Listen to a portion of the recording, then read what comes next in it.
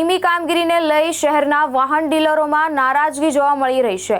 ડીલરનો આક્ષેપ છે કે છેલ્લા 1 મહિનાથી આરટીઓના સોફ્ટવેરની સમસ્યાના કારણે વાહન ટ્રાન્સફર, લોન ટ્રાન્સફર અને લોન બંધ કરવા સહિતની કામગીરીમાં ભારે વિલંબ થયો છે, જેના કારણે 700 થી 800 જેટલી ડીલરો સાથે સામાન્ય લોકોને પણ મુશ્કેલીનો સામનો કરવો પડી રહ્યો છે।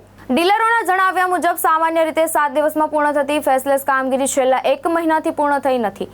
વાહન ટ્રાન્સફર તેમજ લોન સંબંધિત કામગીરી અટકાવતા ડીલરો અને વાહન માલિકોની મુશ્કેલી વધી છે। આ મામલે આરટીઓ તરફથી સંતોષકારક જવાબ ન મળ્યો હોવાને પણ ડીલરોએ આક્ષેપ કર્યો છે। સમસ્યાનું વહેલી તકે નિરાકરણ નહીં આવે તો આગામી દિવસોમાં નાયબ મુખ્યમંત્રી તેમજ પરિવહન મંત્રી સમક્ષ રજૂઆત કરવાની ચીમકી ડીલરો દ્વારા આપવામાં આવી છે।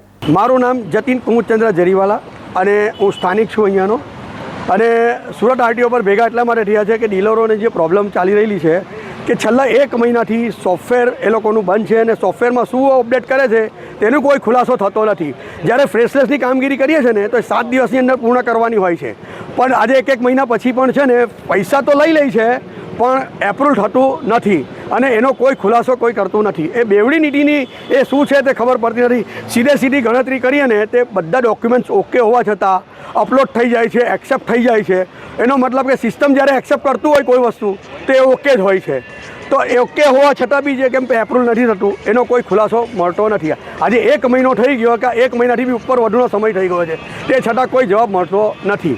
આરટીઓ તરફથી શું જવાબ આપવામાં આવે? આરટીઓ પરથી જવાબ તો કોઈ આપવામાં આવતું નથી।